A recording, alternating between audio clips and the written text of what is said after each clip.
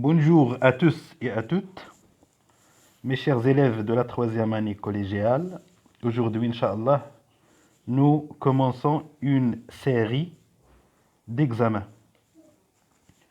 Alors, la séance d'aujourd'hui est réservée pour l'examen de la région Tanger-Tétouan, juillet 2010.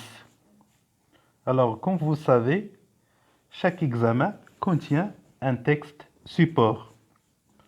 On va faire une lecture avant de passer aux questions. Alors suivez.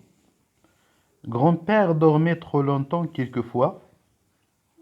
Son visage devenait rigide, son long nez se tirait, sa bouche sevrait en long. Christophe le regardait avec inquiétude. Il chantait plus fort pour le réveiller. Un jour, il inventa de lui jeter à la figure quelques aiguilles de pin et de lui dire qu'elles étaient tombées de l'arbre. Le vieux le crut, cela fit bien rire Christophe. Mais il eut la mauvaise idée de recommencer. Et juste au moment où il levait la main, il vit les yeux du grand-père qui le regardait. Un jour d'été qu'il faisait très chaud, grand-père rentra chez lui et se mit à travailler dans son jardin. Il aimait remuer la terre, la tête nue, en plein soleil. Il bêchait avec colère. Christophe était assis sous la tonnelle, un livre à la main, mais il ne lisait guère. Il rêvassait et, machinalement, il suivait les mouvements de grand-père. Le vieux lui tournait le dos et arrachait les mauvaises herbes. Romain Roland, John Christophe, édition Librairie Générale Française, 1961. Et nous avons en bas du texte une explication du mot tonnelle. C'est une petite construction circulaire sur laquelle on fait grimper des plantes et qui sert de l'abri. La première partie de question, c'est la compréhension du texte, ou bien c'est la lecture. Et regardez 6 points. La première question, recopier et compléter le tableau suivant. Alors dans le tableau, nous avons 4 colonnes, le nom de l'auteur, le titre de l'œuvre, l'édition et la date d'édition. 1 point. La deuxième question. L'action du deuxième paragraphe se passe en été, en hiver, au printemps, en automne. Recopiez la bonne réponse. La troisième question. Dites si les affirmations suivantes sont vraies ou fausses. La première. Quand le grand-père dormait, son aspect physique changeait. B. Christophe dérangeait son grand-père qui dormait. C. Le grand-père lisait un livre intéressant. D. Christophe arrachait les mauvaises herbes. Alors revenons au premier tableau. Où peut-on trouver la bonne réponse? Très bien, c'est dans la source du texte. En bas du texte, on trouve la source ou bien la référence. C'est la source qui contient le nom de l'auteur, le titre de l'œuvre, l'édition et la date d'édition. Numéro 2, c'est dans quel paragraphe? C'est dans le deuxième paragraphe. Très bien. Nous revenons au deuxième paragraphe et on va trouver la bonne réponse. Troisième question. C'est facile. Si vous lisez bien le texte, vous trouverez les réponses suivantes. Alors, les réponses seront comme suit. Premièrement,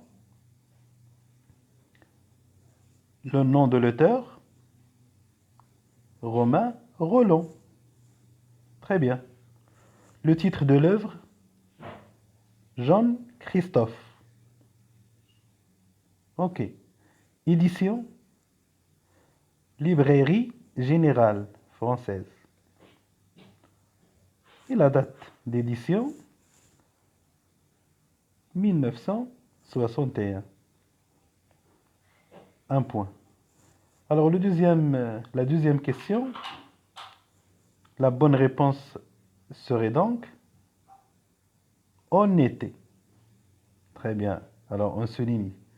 Alors, pour les élèves, ils doivent recopier la bonne réponse. Et faites attention au verbe recopier.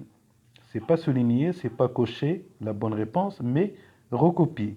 Ça veut dire l'élève doit réécrire en été. Troisième question. Quand le grand-père dormait, son aspect physique change, ou bien changer. Oui, c'est vrai. C'est dans le premier paragraphe qu'on a trouvé la bonne réponse. La deuxième, Christophe dérangeait son grand-père qui dormait. C'est très bien. Vrai.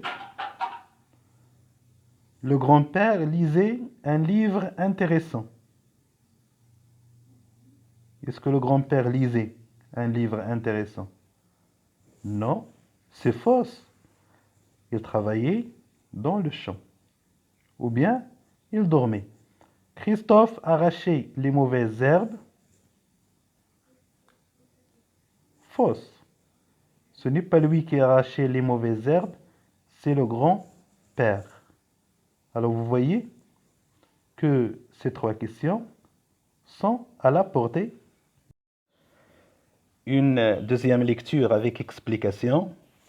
Alors, grand-père dormait trop longtemps quelquefois. Grand-père, c'est un personnage. Son visage, on parle du visage du grand-père. Quand il dormait, son visage devenait rigide. Il y a donc un changement de son visage. Et son nez se tirait. Et sa bouche se vrai en long. Alors le visage en général se transformait quand le grand-père dormait. Christophe, c'est le garçon, c'est le deuxième personnage. Christophe, qu'est-ce qu'il fait? Regardez avec inquiétude. Inquiétude, c'est un sentiment. Il n'est pas content. Il est mécontent, triste. Alors, il chantait plus fort pour réveiller le grand-père. Il chantait à haute voix pour réveiller le grand-père. Un jour, il inventa de lui jeter à la figure quelques aiguilles de pain. Un jour, il a trouvé cette ruse, cette idée de jeter des aiguilles de pain. Les aiguilles de pain, ce sont des aiguilles d'un arbre. L'arbre s'appelle, il y a un arbre qui s'appelle le pin. Il a des aiguilles. Cet arbre a des aiguilles. Alors, que fait Christophe un jour? Alors, un jour, Christophe pense de réveiller son grand-père, mais en utilisant les aiguilles de pin.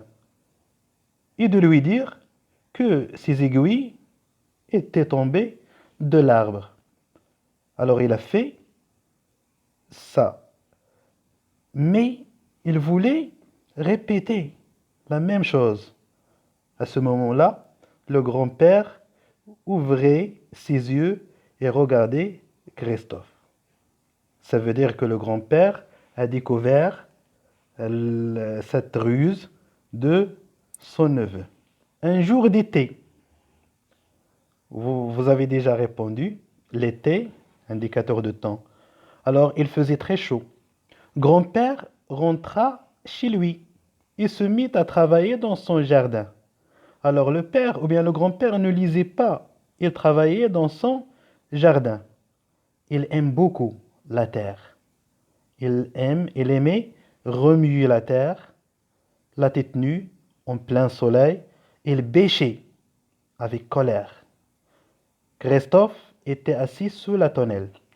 Alors, dans le temps où le grand-père travaillait, Christophe était assis sous la tonnelle, un livre à la main. Il tient, ou bien il tenait son livre à la main, mais malheureusement, il ne lisait guère. Qu'est-ce qu'il faisait alors? Il rêvassait, le verbe rêver, ou bien le verbe rêvasser. Il avait des rêves. Alors, il rêvassait. Et machinalement, il suivait les mouvements de grand-père. Les yeux du garçon suivaient les mouvements, le déplacement du grand-père. Qu'est-ce qu'il fait le grand-père? Il arrachait les mauvaises herbes. Cela signifie qu'il travaillait dans le champ. Alors, on va terminer avec les autres questions. Très bien. La question numéro 4. Pourquoi Christophe voulait-il réveiller son grand-père? C'est très bien. Que faisait Christophe assis sous la tonnelle? Alors, qu'est-ce qu'il faisait? On parle de Christophe qui était assis sous la tonnelle. Qu'est-ce qu'il faisait? 6. Christophe chantait plus fort pour réveiller son grand-père. Regardez cette phrase. Christophe chantait plus fort pour réveiller son grand-père. Ah, si vous aviez été à la place de Christophe, auriez-vous fait la même chose? Si vous êtes Christophe, toi, mon cher élève, tu es Christophe. Est-ce que tu vas faire la même chose que ce garçon? Est-ce que tu vas chanter plus fort pour réveiller ton grand-père? Alors, on vous demande son point ou bien ton point de vue, mais justifie votre réponse. Justifiez votre réponse. Si tu dis oui, tu vas justifier, tu vas dire pourquoi tu as dit oui. Si tu refuses, alors tu vas justifier. Et la première question de langue, c'est très facile. Relevez dans le texte deux conjonctions de coordination. Alors c'est la langue. On va relever, on va chercher dans le texte deux conjonctions de coordination. Alors, numéro 4, pourquoi Christophe voulait-il réveiller son grand-père? Car il dormait longtemps et sa physique change. Sa physique ou bien son visage change. Ça, c'est une réponse. Tu as la question avec pourquoi. Alors, dans la réponse, on donne la cause. Car, ou bien parce que il dormait longtemps. D'accord. Numéro 5. Que faisait Christophe assis sous la tonnelle? Que faisait Christophe? Est-ce qu'il lisait? Non. Il ne lisait guère. Il ne lisait pas. Qu'est-ce qu'il fait? Il rêvassait et suivait son père avec les yeux. Il rêvassait et suivait son père avec les yeux. 6e question. Alors, si vous aviez été à la place de Christophe, auriez-vous fait la même chose? Quelqu'un me dit non et justifie. Non, parce que je n'aime pas déranger les autres. En plus, Christophe mentit. Très bien. Alors, ce garçon a refusé. Il n'est pas d'accord. Quelle est sa raison? Quelle est sa justification? Il n'aimait pas déranger les autres. Parce que Christophe, dérange son grand-père pour le réveiller. Il ne laisse pas son grand-père dormir. Il y a une autre raison, c'est que Christophe mentit. Quand le grand-père se réveille, il lui dit que ce sont les aiguilles de pin tombées de l'arbre. Et cela n'est pas une réalité. Ce sont des mensonges et ce n'est pas bien de mentir. Un autre élève va répondre par oui. Il va dire oui, car j'aime plaisanter. Ou bien j'aime le verbe amuser avec mon grand-père. Le verbe s'amuser avec le grand-père, parfois, on s'amuse. On veut tout simplement rire. On plaisante. Alors dans ce cas-là, on peut dire oui, car j'aime plaisanter, bien s'amuser avec mon grand-père. Alors vous voyez que la sixième question, il se forme d'une opinion, un point de vue justifié. Et dans le point de vue, on répond soit avec non pour refuser, ou bien avec oui pour accepter quelque chose. Alors l'essentiel, c'est que cette question ne se trouve pas dans le texte. C'est une réponse déduite par les élèves. Pour la langue, les conjonctions de coordination, vous les connaissez déjà. Les plus simples, mais, ou, donc, or, ni, car. Si vous revenez au texte, vous trouverez la conjonction mais et aussi la conjonction et. Il chantait plus fort pour réveiller grand-père. Qu'est-ce qu'on va faire à cette phrase? Refaites cet énoncé de manière à exprimer le but d'une autre façon. Il chantait plus fort pour réveiller grand-père. Quel est le but de Christophe quand il chantait plus fort? C'est réveiller le grand-père. Alors dans cette phrase, dans cet énoncé, il y a une expression de but.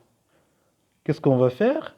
On va changer le moyen, on va exprimer le but d'une autre façon. Qu'est-ce qu'on va dire? Il chantait plus fort, à la place de pour, on peut mettre afin de. Très bien. Il chantait plus fort afin de réveiller grand-père. Ou bien, il chantait plus fort dans le but de réveiller grand-père. Troisième question, refaites les deux phrases suivantes de manière à exprimer la cause. Alors ici, on a exprimé le but, mais ici, dans la troisième question, on va exprimer la cause. Nous avons deux propositions, P1 et P2. Proposition 1, proposition 2. La première. Grand-père se mit à travailler dans son jardin. Il aimait remuer la terre. Où est la cause et où est la conséquence? Posez la question par pourquoi. Oui. Si tu poses la question pourquoi, avec pourquoi, tu peux dire pourquoi le grand-père se mit à travailler dans son jardin. Et quelle est la réponse? Il aimait remuer la terre. Il aimait travailler la terre. Il aimait bêcher la terre. Alors, la deuxième proposition, c'est la cause. Alors, qu'est-ce qu'on va faire? On va seulement ajouter un moyen de cause dans cette place. Choisissons parce que grand-père se mit à travailler dans son jardin. Pourquoi? Parce qu'il aimait remuer la terre. Et vous effacez E et vous mettez apostrophe et remplacez majuscule par une lettre minuscule.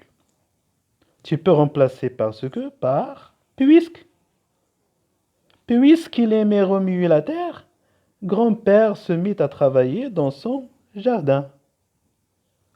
Tu peux employer aussi comme en tête de phrase, au début de la phrase. Et tu dis, comme il aimait remuer la terre, le grand-père se mit à travailler dans son jardin. Alors les expressions sont diverses. Vous choisissez un moyen simple et vous liez les deux phrases pour avoir une seule phrase complexe. La quatrième question. Relevez dans le deuxième paragraphe deux verbes. Quand tu trouves relève, signifie cherche. Cherche dans le deuxième paragraphe deux verbes d'action. Deux verbes d'action relatifs aux travaux des champs. C'est le champ lexical du travail dans le champ. On va chercher deux verbes qui signifient travailler dans le champ. Alors, si vous lisez une deuxième fois le deuxième paragraphe, vous rencontrerez le verbe remuer, comme celui-ci, remuer la terre. Vous trouvez aussi bêcher, bêcher la terre. Et vous pouvez aussi arracher les herbes, arracher les herbes dans le champ. Alors, vous avez ici trois verbes, mais dans la question, vous mettez tout simplement deux verbes. C'est très bien. Numéro 5. Christophe n'avait pas recommencé sa mauvaise action. Le grand-père n'aurait rien vu. Cette phrase commence par si. Si Christophe n'avait pas recommencé sa mauvaise action, le grand-père n'aurait rien vu. La question est directe. Cet énoncé sert à faire une concession, émettre une hypothèse ou bien donner un exemple. Dans cet énoncé, est-ce qu'on exprime la concession, l'hypothèse ou bien on donne un exemple? Très bien, on exprime l'hypothèse. Parce qu'il y a le moyen si, plus le conditionnel. Numéro 6.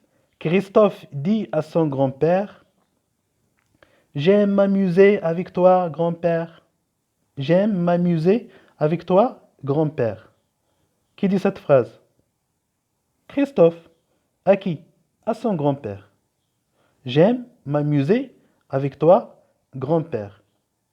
Son grand-père lui répond en faisant une concession suivie d'une réfutation. Faites-le parler. On va formuler une phrase où il y a une expression de concession plus un moyen de refus. Alors je vous propose d'abord la première réponse, c'est l'hypothèse. Si le conditionnel indique l'hypothèse. Et dans la deuxième, je vous propose cette réponse. D'accord. Alors d'abord, il accepte. D'accord. S'amuser, c'est bon. Mais on ne doit pas déranger les autres et mentir. Qui parle? C'est le grand-père. Qu'est-ce qu'il dit? Il dit, s'amuser, c'est bon. Alors il accepte. Mais il dit, on ne doit pas déranger les autres. Alors il y a une concession, une opposition entre s'amuser et déranger. Très bien. En ce qui concerne l'écriture, vous avez certainement passé des moments agréables avec un membre de votre famille. Cousine, cousin, grand-mère, grand-père. Vous avez passé des moments agréables, de beaux moments, avec quelqu'un de votre famille. Qu'est-ce qu'on va faire? Vous vous souvenez d'un événement inoubliable. Alors, souvenez-vous d'un événement inoubliable. Un événement qui reste dans la tête, qu'on ne peut pas oublier. Raconter. Racontez-le dans un texte de 120 mots environ. Alors le travail qu'on va faire, c'est la narration. On va raconter une histoire dans le passé, parce que c'est un événement passé. Alors fais attention, on va raconter et en même temps on va utiliser les temps de narration, le passé simple et l'imparfait, et on va parler d'un événement inoubliable avec quelqu'un de notre famille. Alors c'est un sujet un peu ouvert, tout le monde a des souvenirs. La structure du texte commence par la situation initiale, éléments perturbateurs, quelques péripéties et une situation finale. C'est ça la narration, un petit texte de 12 lignes ou bien de 120 mots. Alors, je vous propose un exemple.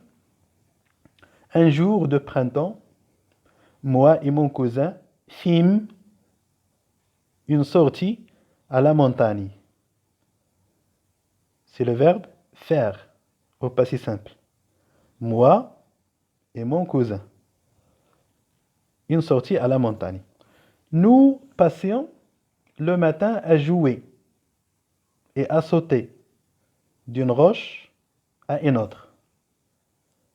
Moi et mon cousin, nous passions une journée à jouer et à sauter d'une roche à une autre. Nous sommes à la montagne, il y a des roches. Alors qu'est-ce qu'on fait? Nous sautons. Quand le soleil devint chaud, nous nous reposâmes sous un géant arbre. Reposer, au passé simple, reposâmes, ou sous un géant arbre, un grand arbre. Nous préparâmes nos sandwichs. Le verbe préparer. Qu'est-ce qu'on prépare? Nos sandwichs. Mais avant de les manger, mon cousin m'ordonna de laver les mains. Mon cousin me demanda d'aller laver les mains avant de manger. Alors, nous nous dirigeâmes vers un ruisseau qui coulait un peu loin de l'arbre. Nous laissâmes les sandwichs sous l'arbre et nous nous dirigeâmes vers un ruisseau pour laver les mains. Alors, c'est une narration. Ici, c'est une description. C'était un paysage très attirant. Le paysage, la montagne, le ruisseau, les arbres, c'est un paysage attirant. Lorsque nous revînmes à notre déjeuner, nous ne trouvâmes rien. Revenir pour manger ou bien prendre les sandwichs, mais hélas, rien n'est là. Nous ne trouvâmes rien. Mon cousin leva la tête et vit le singe voleur qui léchait ses doigts. Alors, qui a mangé les sandwichs? C'est un singe qui était dans cet arbre géant. Alors ça, c'est un souvenir, c'est une petite histoire. On a respecté le schéma narratif, situation initiale et ainsi de suite. On a conjugué les verbes au passé simple, comme le verbe faire, fîmes, mangeâmes, reposâmes, et aussi à l'imparfait, passion. Et nous avons fini notre histoire. On peut ajouter des descriptions, on peut ajouter d'autres actions. L'essentiel, c'est écrire un texte narratif. À bientôt.